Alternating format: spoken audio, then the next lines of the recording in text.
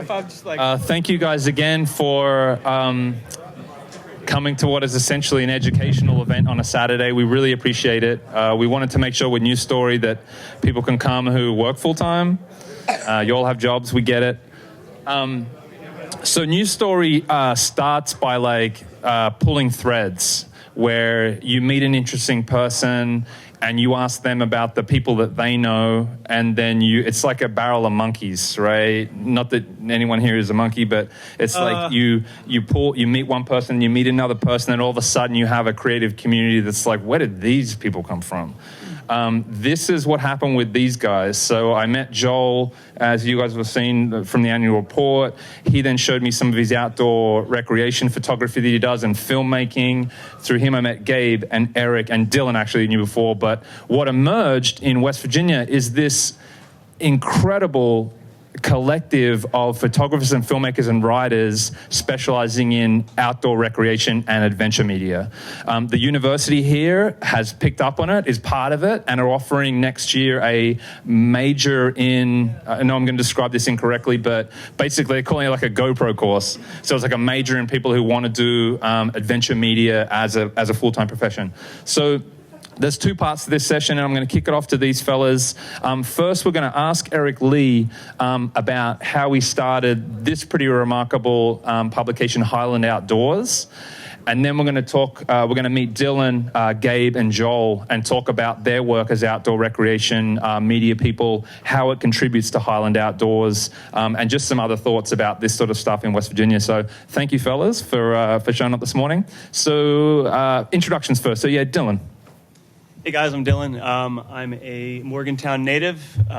Went to school here for journalism, and then I got a master's degree too in public administration. While I was in that program, I just wanted to be out climbing if I wasn't in class, and so people would come up and say, "Oh, you know, Dylan, there's a job fair going on. Should you go?" And I said, "No, because I'm going to meet my boss outside climbing." Fast forward last year, Gabe says, "Hey, Dylan, we're going out to Snake Hill to go rock climb today. There's this guy, Eric Lee. He writes a magazine. You should probably come." And so now we're all here together. So, you know, yeah. Eric, in a short version of your bio, I know it's longer, but yeah. Grew up here in West Virginia and went to school at WVU. Had degrees here from the university also. Really love the outdoors. That's me in a nutshell. We'll get to Highland Outdoors in a minute. Gabe. Local from West Virginia, Brewston Mills originally, and in Morgantown. Went to school here at WVU, engineering background. But what we do is just a kind of grown out of passion. Like we just do it for fun. And then from that, like we weren't paid to do any of this. And then it just came from all of that. And so. And Joel, your work, different from Tucker Community Foundation, right. You have a whole other side of work that you do. Right, Jekyll and Hyde thing.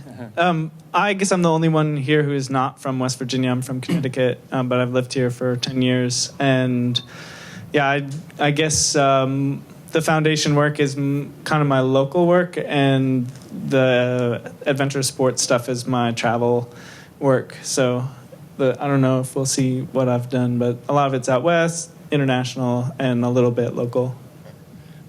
Eric, so I'm really, again, News Story is about like DIY people who just kind of make things happen in their garage, you know, because they don't see it happening in their community. And I think Highland Outdoors literally started in your garage or in your kitchen table. Talk us through the genesis of how someone who has a full-time job doing something else, how does someone like Highland Outdoors and the Canyon Guide come about? So I do have a day job, and I've been in real estate in one form or another for about 15 years. Back when I was in high school and college, I was big into mountain biking and always into the outdoors, and I've, at one level or another, ventured into rock climbing or mountain biking or some form of paddling. So a few years ago, I felt like there was a lack of information on outdoor activities, especially in the northern part of the state. I think as a matter of the state capital having proximity to places like the New River Gorge and some tourism funding, promoting some of those activities in that area, there was an absence of adventure media in what initially started as the Cheat River watershed, which included the Blackwater River, Shavers Fork, all these streams down into Cheat River and out to Cheat Lake. I took some inspiration. I have to give Gabe some credit. He actually had started a blog several years ago and made some wonderful pictures and met my beautiful wife, and we began traveling around and doing the same, taking some pictures, and started a website and got to a point where the thing sort of just took off and started growing organically, and I decided that I wanted to take some articles that I had written and put on my blog and create a print magazine. Now, we were just here listening to Matt and watching how, looking at his graph and how newspapers have sort of fell off. But I think our publication is different in the sense that this is a travel magazine. This is at resorts and rest stops and welcome centers all over the state. You have people that'll pick this up. It's free, and they'll look and it inspires them to seek out adventures they didn't otherwise know existed. We think it's a unique niche. It's not a paper that is just, while it's meant for some locals to read, it's also and primarily meant for travelers, people that are coming through. So we get a lot of good feedback. People are commenting, emailing us, through the website and whatnot. So we've had a great reception, and we've just ran with it. It's gotten its own legs and sort of took off. You started by trying to sell some ads on your blog. Is that correct? Talk to people through what that was like and why the light bulb went off where you're like, this has got to be print. Yeah, so the original ad, the business model was, I'm going to sell some ads for the blog. But as I talked through some outfitters that I was going on these adventures with, they and I myself also thought that a print publication would be well received. That there was activities in the area that wasn't getting enough play, and people that were passing through Canaan or Cheat Lake or even the New River Gorge may not know that there's certain activities out there. So we decided to go to print concurrently. The same time that I was trying to sell ads on the blog.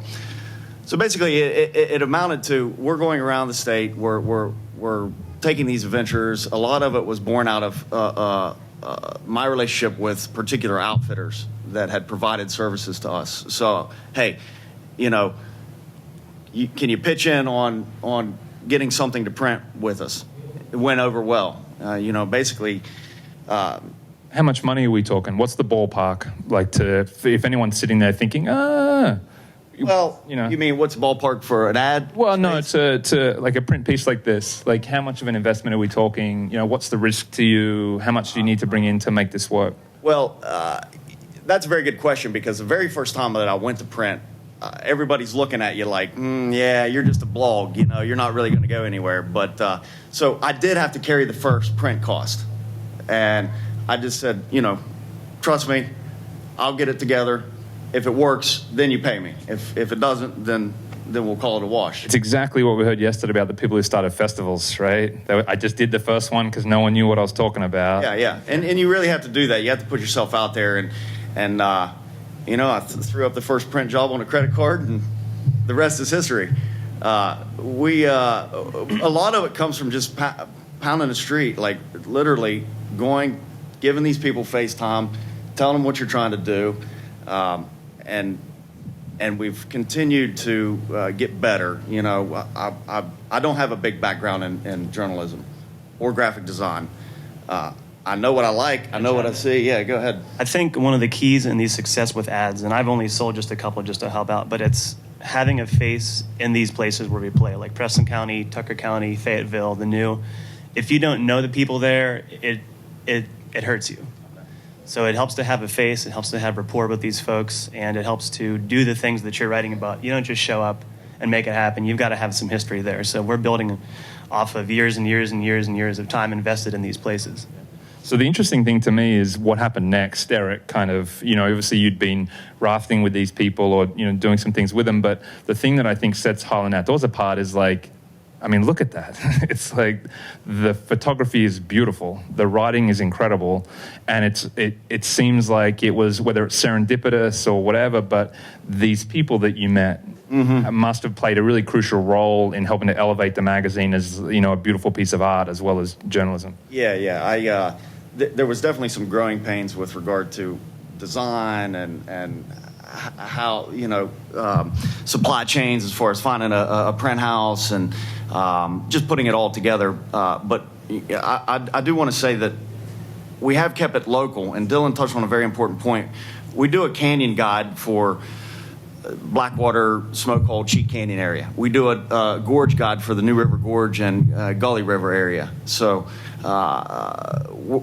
there was a point where we were like, okay, we're just going to get bigger and bigger and bigger. No, we need to keep it small and keep it local because that has the appeal. That's what we're trying to do. Somebody visits one of these areas, they want to find information about that area, that particular area. So we've kept it local and tried to stay connected in those communities and allow those people and encourage those people in those communities to write. These guys have stood out in those communities and have really helped this publication bloom into what it is now, and I hope that it continues to get better. And Dylan, especially Dylan, has in the past 12 or 18 months contributed tremendously to the quality of the writing, the editing. I mean, there's a lot that goes into putting it all together. The week up to print time, we are just cramming, like we're up late. I'm up all through the night into the early morning. And, I'm sure every editor and publisher knows how that works. And we're no different in that regard. But we have titles, but we wear every single hat of the magazine. He'll call me to get a PayPal for someone. I'll have him put something in a Dropbox folder. It's just like That's the thing. You guys are going like door to door to everybody. You're not hiring somebody else to go do it. I mean, it's like the many hats, and that's why it's so successful. Is that there isn't a line that says that Eric was writing for a while and not signing his name to anything. And, yeah, that's true. I was kind of embarrassed. I didn't want it to just be a magazine full of my writing. And the network is, to risk of falling into a simple cliche, you meet each other hanging on rocks, right? You're people that go, that's where the network comes from, right? Yeah, that's how it all started. And West Virginia is just this, we're known for our resources. We have all these natural resources. Well, the thing is that the extraction of natural resources is destroying the actual resources that we have, which are like the water, the rocks, the hiking, and those things are the real valuable things. And so now you've like tapped, the vein here of his small little fracking well here, trying to extract some of this real natural resource that we have to share. And we're making it contextual so people can relate. It's not these climbs that people can't do. It's hikes that people can do. It's raft trips that people can go do. So if you find something that's contextual, relatable, it's just easily consumable. This is one for more Dylan and Gabe and Joel particularly. Man, these guys, they're everywhere. You were in Alaska. Was it just up until a couple of days ago? Yeah, they seem to spend a lot of their time on glaciers or in canyons or whatever. As a kind of freelancer, whether it's Highland Outdoors or Canyon Guide or other things, how does this pay? Joel, I know you do some fascinating work with some ultra runners in some very weird locations. How do you make money? How does that happen? That's a good question. Most of my projects, at least lately, have just been personal projects, especially the videos where there's something that I'm interested in that I want to go look at. And honestly, probably the most popular ones don't pay at all. And then occasionally you happen into some way where it does really pay, and then you kind of coast off that for a while. What are those publications? Well, honestly, the most successful financial project that I've had was a video that I made that was a passion project that I did not intend to sell, and then I got enough sponsor money to make the movie. And we premiered it, and there was so much demand for me to sell it that I figured out how to sell it, and then, it made $100,000 or something on digital downloads, which is not something I could anticipate, but I'm in favor of. And so You support that? Yeah, That's I mean, good of you. people buy. That's good of you. What I mean, the coolest thing about it is, a lot of the stuff in our world is, chasing companies that have money, and you're trying to get a little bit of their advertising budget. And when you release your own project, and it's actually thousands of human beings each individually clicking and saying that I'm going to pay you $15 for this because I value it, is kind of super empowering, and you realize you can actually make more money than the companies want to give you. And so, Gabe, do you freelance your photography? What's your experience with? I do freelance my photography, but for the most part, it's just passion driven, and it seems to over time have come back to like pay back. Like things that I've shot several years ago are being sold now, and like probably have like 2 or 3 people contact me a month to buy photos that I took 2 or 3 years ago.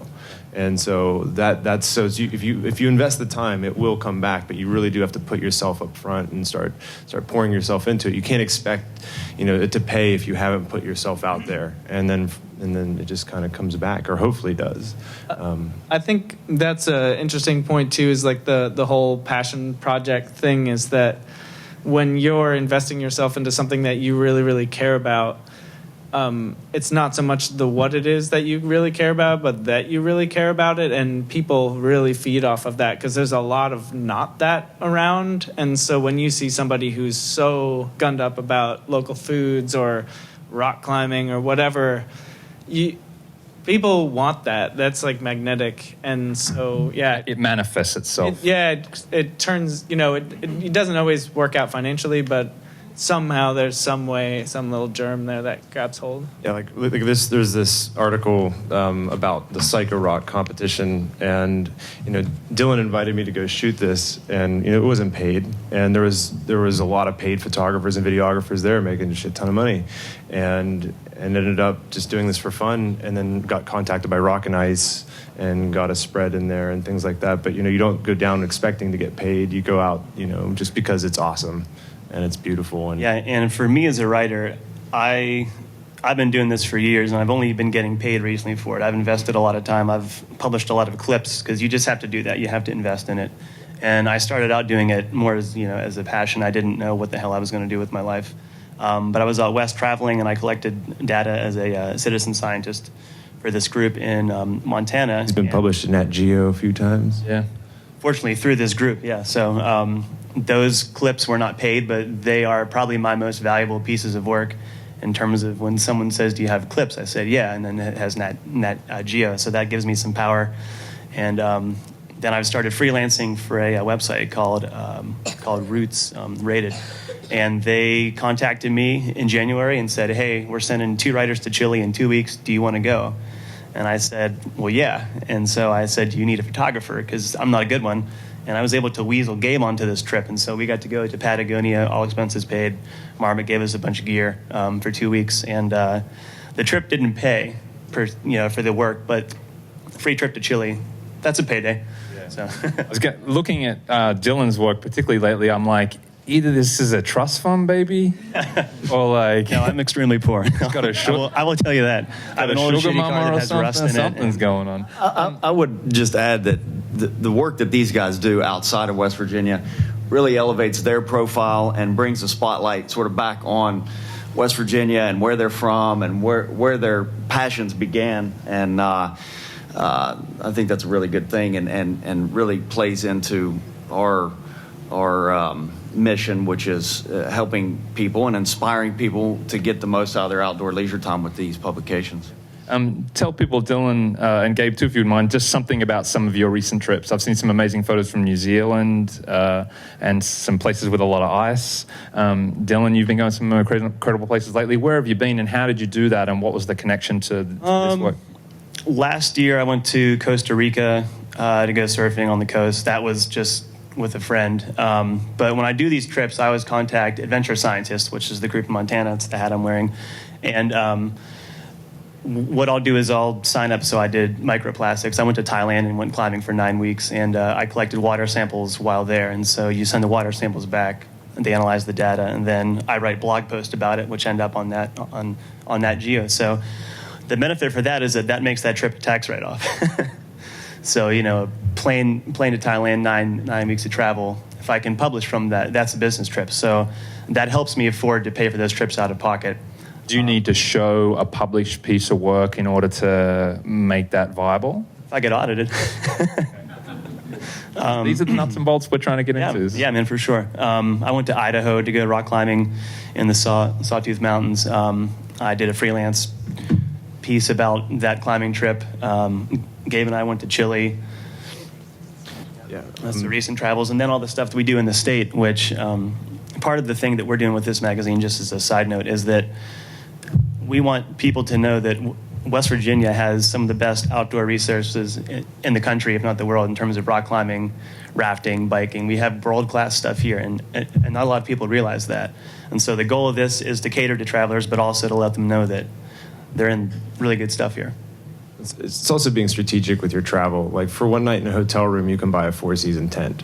Things like that. There is small things that you can do to really, to get the bang for your buck when you're on travel. If you have to go on a work trip, plan yourself an extra 2 days while you're there because they're already paying for the flight anyway. So then you can kind of piggyback. Little by little, we travel far. So that's kind of how I've got most of my travel done, is just by taking advantage of work destinations and then going further and then just going more remote and just enjoying it and seeing what each place has to offer.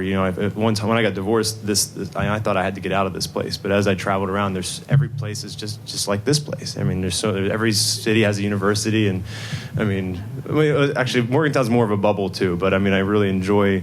This is like a great hub zone to bounce out and go around and here right now, I'm contributing to a magazine, which is something I had never really dreamed about. I got into photography for the architectural purposes of it, just to document buildings for my engineering stuff, and then it just has grown into this.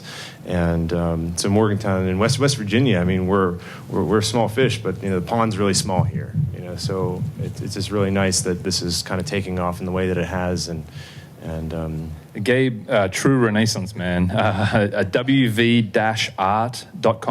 Is that correct? Yeah, do yourselves a favor, man. Check out a website that's like amazing photos, amazing drawings, interesting thoughts, really interesting guy. And thank you, that's Gabe's photo on the news story poster. Little by little, we travel far. Man, we need like a news story quote book or something. This is great. Someone tweet that. That's great. Just the last question before we open up for any questions from the audience. Eric, what's the plan, mate? What's the plan? You can't just do this. You need to expand and grow, I guess, and do different things. What are you hoping to do? What's the future? That's the $1 million question, really. It's been a challenge as we've grown, and you're dealing with branding, you're dealing with logos, you're dealing with word marks. How do you deal with all that, and where do you want to go, and what direction? Originally, I thought it'd just be a little side project that would make me smile, a labor of love. But it's like I said, it's grown legs and it's taken off, and I've been able to engage some really good people that have helped make it a better product. So honestly, I would like to see it continue to grow. As long as everybody's having fun and somebody has something to gain from it, then I think it's a good thing. I think we're positioned now with these local guides to make where we have a guide in, say, New and Gully River area. Now we also have the Canyon guide in, the northern part of the state. I could see maybe like a Laurel guide in Southwest PA. Maybe another smaller local guide. And you're saying that because you think there's business support there to sustain that. I do. I think there's business support there, and I think it fills a niche that's not currently being filled. I think we have a unique business model in the sense that it's they're local guides. We're not trying to be a large regional paper or magazine in that regard. I think there's something special about that. I think that's people want to buy local. They want to spend local. I think that it's a good thing. So hopefully we can expand and continue to do good work. Awesome. And again, Eric started on his kitchen table with like a MacBook or something. I've got four pallets of magazines in my garage right now. Still in your garage? Yeah, still in my garage. And then we'll come over and have a couple beers and bang out ideas over the kitchen table. So it's been a good thing, and I'm thankful for that. Awesome. Any questions for these super savvy people while we've got them in the room? Yeah, Kendall. trying to keep it as local as possible, as you just mentioned, trying to keep it not necessarily a giant region, but also trying to grow and expand. There's a limited quantity of, I mean, granted, there's, like you say, like Gabe said, there's a bunch of resources here as far as, what you guys are looking at, but is there going to come a point in the near future where you're going to be like, oh, we covered that trail, we covered that, rafting trip? Like, are you going to start having to figure out, how are you going to keep it going? Do you know what I mean? In terms of new things to cover and new things to do? Well, as long as there's always new people, new perspectives, there's always a new way to look at the same thing. I mean, that's just how it is. I mean, as long as you're, like I think Jake said it earlier, is be new, be different. That's the type of thing. Be renowned. Like, that type of thing is what, so bring a new angle to something that you've seen before, and then all of a sudden it's fresh again.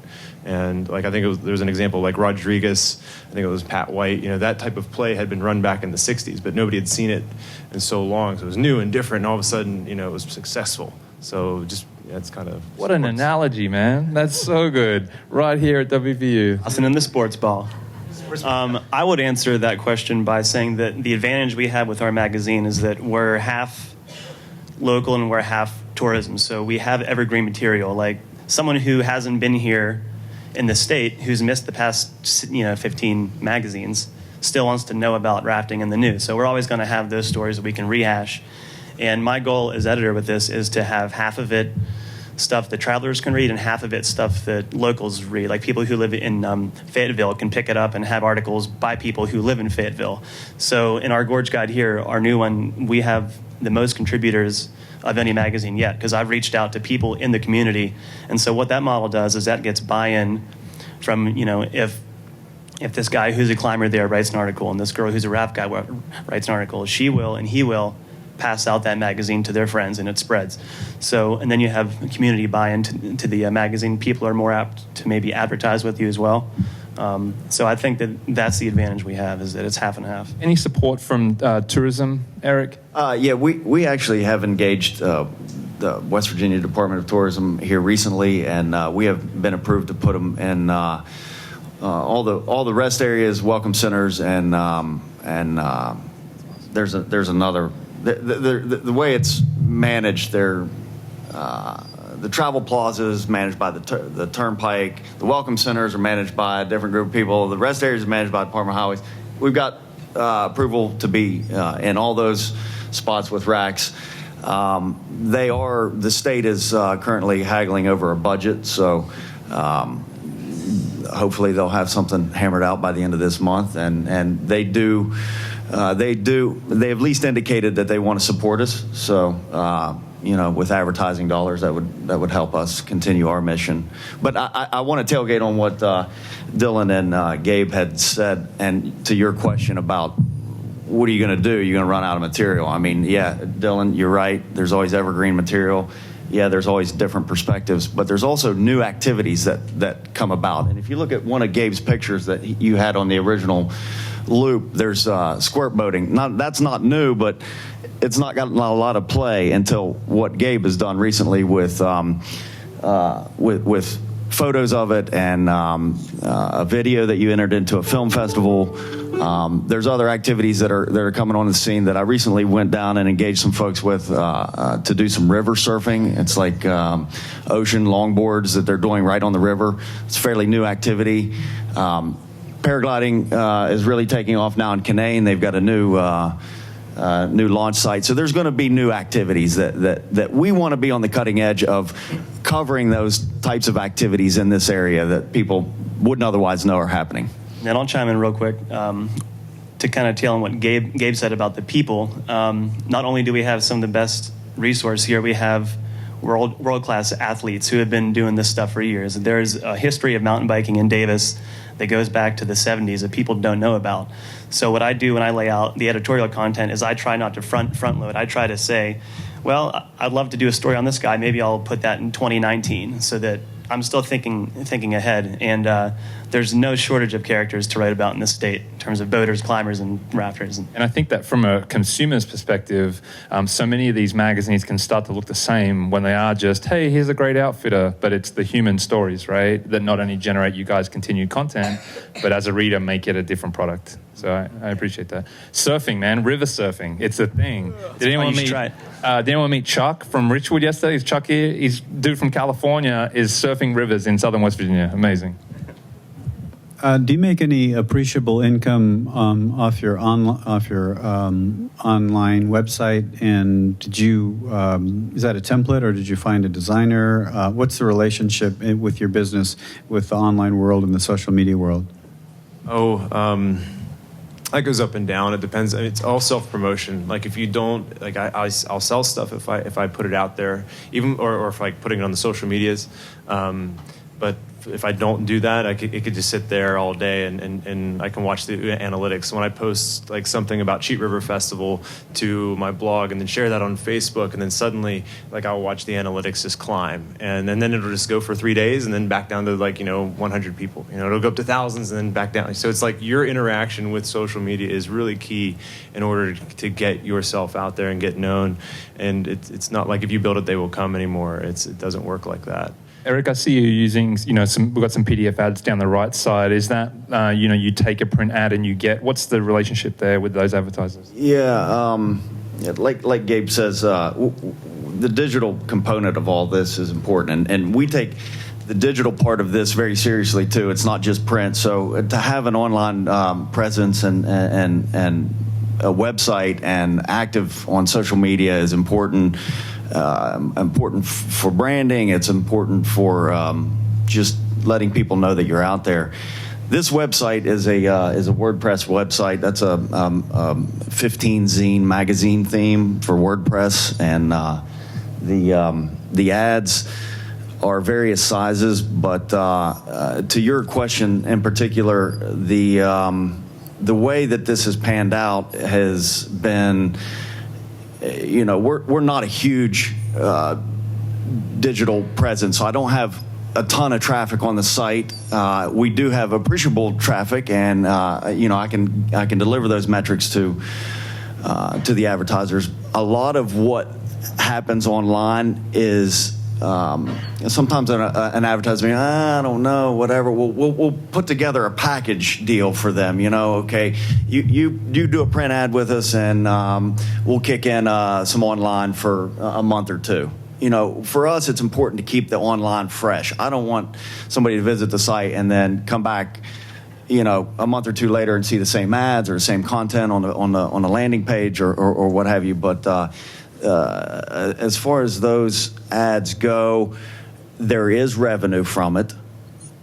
The print is the meat and potatoes, though. Yeah, hey, Dean, how are you? I guess you can ask a question.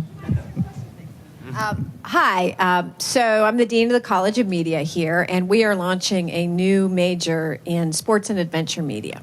So hoping for some internships down the road. But my question is really for all of you is, what kinds of, can you make a living in adventure media, or do you have to ultimately work for brands? I mean, what do you think?